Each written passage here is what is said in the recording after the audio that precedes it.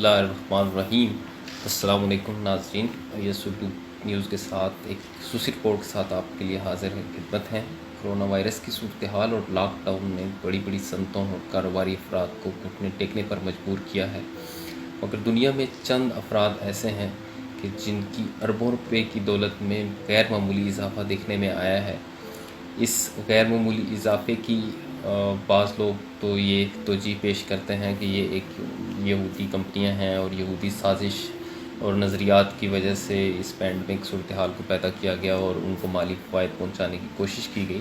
لیکن اس کے ساتھ ساتھ اگر اس چیز کے اوپر غور کیا جائے تو دیکھا جائے پینڈمک کی صورتحال پوری دنیا میں ہے، اور پوری دنیا میں چند لوگوں نے آپ کے ارد گرد بھی ہو سکتے ہیں، پوری دنیا میں مختلف جگہوں پر ہیں، اور ان لوگوں نے ان ارب پتی افراد کی طرح ہی غیر معمولی ذہانت اور موقع کی مناسبت سے اقدامات کر کے اپنے آپ کو معاشی طور پر مستحکم کر لیا ہے، جو کہ اس پینڈمک کی صورتحال سے نمٹنے کا سب سے بہترین طریقہ ہے۔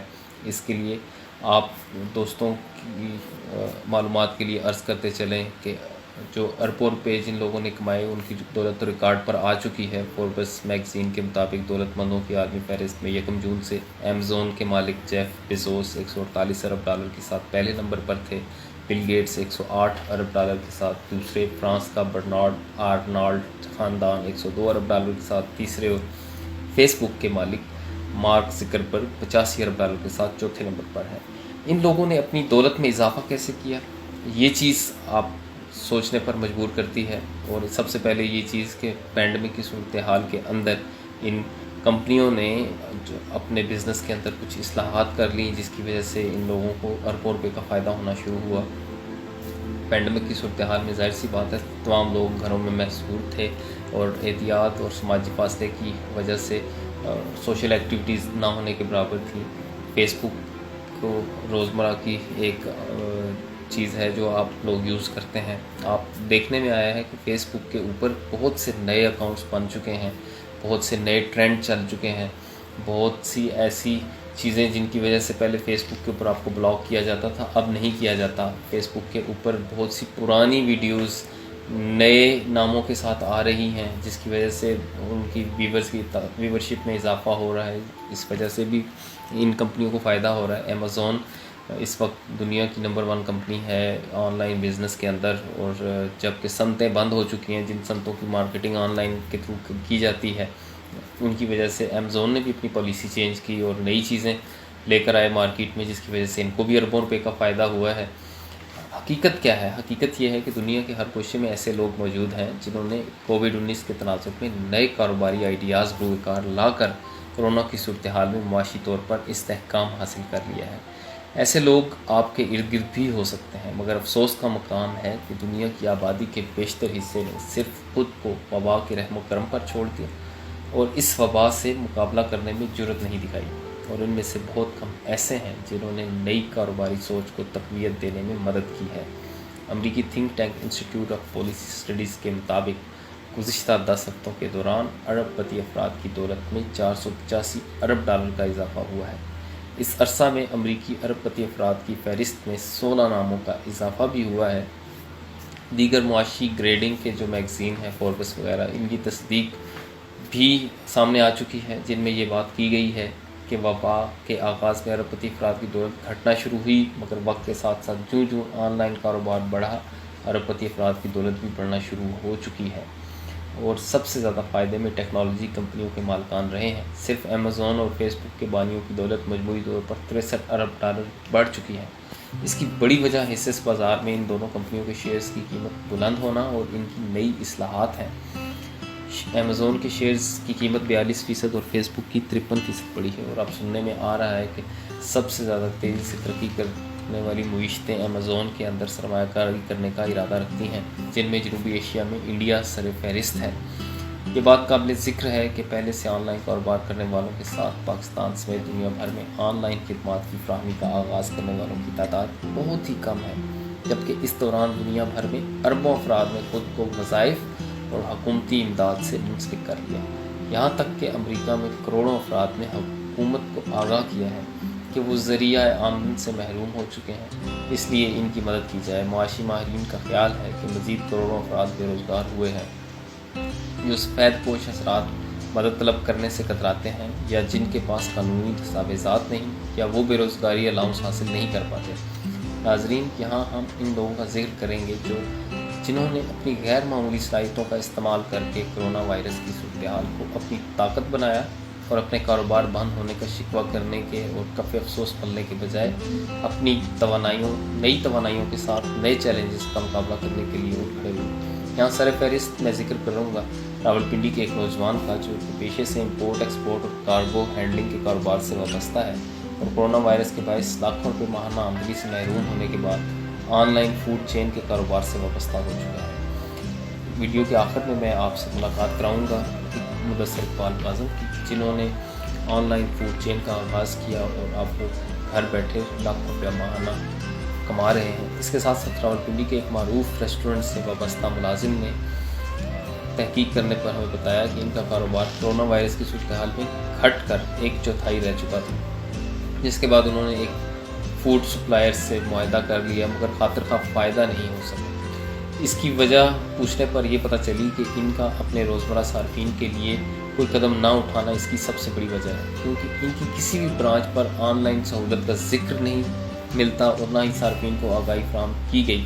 اس کے علاوہ ان کے پاس روزانہ جو صارفین آیا کرتے تھے، جن کی وجہ سے ان کی برانچز پاکستان میں مشہور ہو چکی تھیں، ان کا آن لائن کاروبار کی طرف آگاہی نہ فراہم کرنے کی وجہ سے وہ لوگ ان کے اس وقت ریگولر کسٹمر نہیں رہے، جس کی وجہ سے لوگ گم کا شکار ہیں۔ اور سب سے بڑی چیز جو اس وقت پاکستان میں ان ارب پتی افراد کی طرح آن لائن کاروبار کی حوصلہ شکنی کر رہی ہے اور لاک ڈاؤن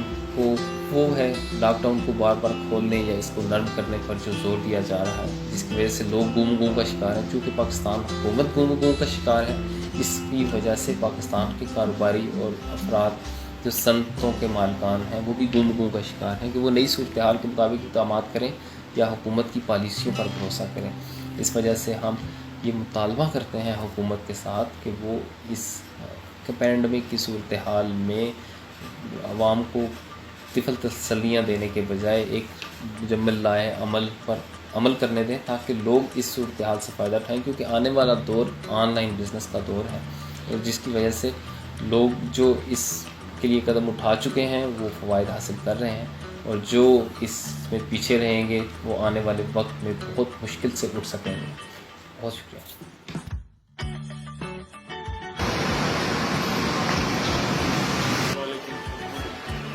کتنے تو لاک ڈاؤن لگا تھرڈ ماہ کے اینڈ میں تھا۔ اچھا، رمضان میں تو بالکل جب لاک ڈاؤن بالکل سخت تھا تو پھر تو بالکل ہی نہیں تھا، تو ابھی کچھ بہتری ہے لیکن ایسا نہیں ہے، تقریباً 50 سے 60%۔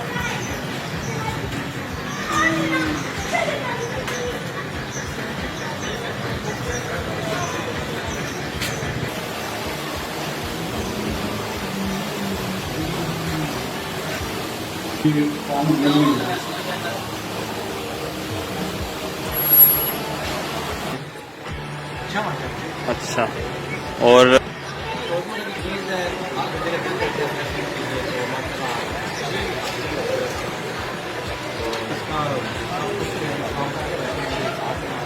اچھا جی، اچھا آپ کے پاس ہوتا ہے، آپ خود ہی سپلائی کرتے ہیں؟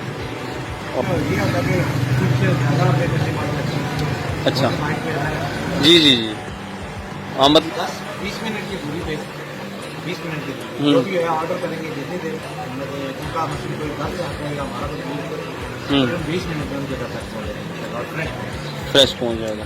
اب گھر میں بیٹھے لیڈیز جو آج کل فری ہیں، ان کے لیڈیز کے لیے پیغام دیا ہے کہ وہ گھروں میں اپنے گھر کے پروڈکٹس بنائیں، ان کو آن لائن سیل کریں۔ اچھا خرچہ مارجن ہے اس کے اندر، وہ اس کاروبار کو رن اپ کر سکتے ہیں۔ وہ باہر لوگ آپ اصل میں لوگ اب چاہتے ہیں صاف ستھرا کھانا، تو گھر سے اچھا صاف ستھرا گھر کھانا کوئی بھی نہیں بنا سکتا۔ لیڈیز کے ہاتھ میں اللہ پاک نے ذائقہ بھی دیا ہوا ہے، تو اس کو اچیو کرنا چاہیے۔ لیڈیز کو چاہیے کہ وہ گھروں میں اپنے کھانا تیار کر کے مختلف شاپس پر مختلف گھروں میں آن لائن آرڈر وغیرہ دے سکتی ہو۔ صحیح، یہ اچھا کام ہے، تو آن لائن کام کوئی برا نہیں ہے، بزنس ہے، इम्पोर्ट क्लियरेंस के हवाले से एयरपोर्ट इस्लामाबाद एयरपोर्ट के साथ, ठीक है। कोरोना की वजह से हम भी मुतासर हुए हैं, मगर ये नहीं मुतासर होने का मकसद ये नहीं होता कि आप निकारा होकर घर बैठ जाओ। आप अल्लाह अगर एक रास्ता बंद करता है तो 100 बार खोलता भी है। तो आप अपनी दिमाग के साथ, मेहनत के साथ एक नया रास्ता इख्तियार करो, बिजनेस से इख्तियार करो। तो हमने जैसे ही एक छोटा सा बिजनेस रन अप किया, जिसमें मुख्तलिफ लोगों की चलो भी चल पड़े और हमारा भी काम चल पड़ा। अब हमारे साथ जो हमारी टीम काम कर रही है अल्हम्दुलिल्लाह, वो भी काम अपने मुस्तकिल में बिजी है। डिलीवरी बॉय भी है, बनाने वाले भी हैं, चलाने वाले भी हैं, ठीक है। इस तरह टीम वर्क काम कर रही है। तो अल्हम्दुलिल्लाह कुछ ना कुछ आ ही रहा है, कुछ ना कुछ लेके जा रही है। तो ऑनलाइन की तरफ ज़्यादा हमारा है रुझान। तो इंशाल्लाह जब तक ये वायरस है, वबा है, कुदरती वबा है, ये कोई किसी की बनाई हुई है, आफत है, तो इंशाल्लाह लड़ेंगे डरेंगे नहीं। ठीक है, जबरदस्त। ये मोस्टली इसी तरह मतलब तकरीबन ये 4 माह 4 माह में। हॉस्पिटल भी बंद है, अच्छा। ऊपर कमरे भी बंद है। इन्होंने लॉकडाउन के लिए बोला है कि कमरे न दे आपको। रेस्टोरेंट भी हमारा बंद है, पीछे का हमारा काम था वो भी बंद है। तो मेरा इस दफा का बिल आएगा 1 लाख तकरीबन 24,000 रुपये का बिल आएगा। जब बंद है तो फिर 1,24,000 कैसे आया? नहीं, हम कहते हैं मैं आपको बिल बता देता हूँ। बता दें, दिखा दें। मैं एक दफा तो मैंने 30,000 रुपये जमा कराया, वो किस्त हो गया। फिर ये किस्त के ऊपर जुर्माने डालते मैंने इस पर ऑब्जेक्शन किया कि जी ये क्यों इस तरह है। उन्होंने बोला जी ये आपके ऊपर सरचार्ज टैक्स, ये टैक्स, वो टैक्स लगाते अब ये हाल है।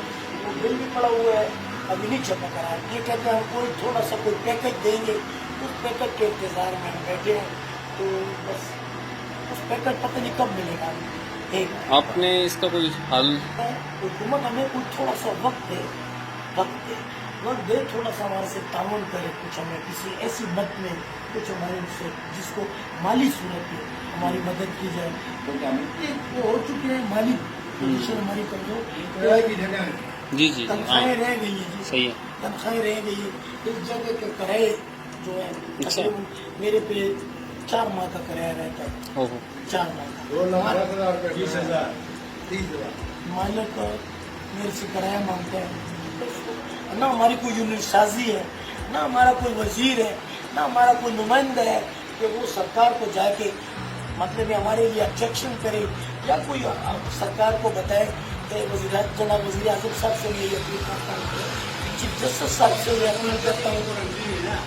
एकदम जाते हैं, कमरे लेके चला जाते हैं और अपने कमरे में बैठते हैं, उसको जो है ना तो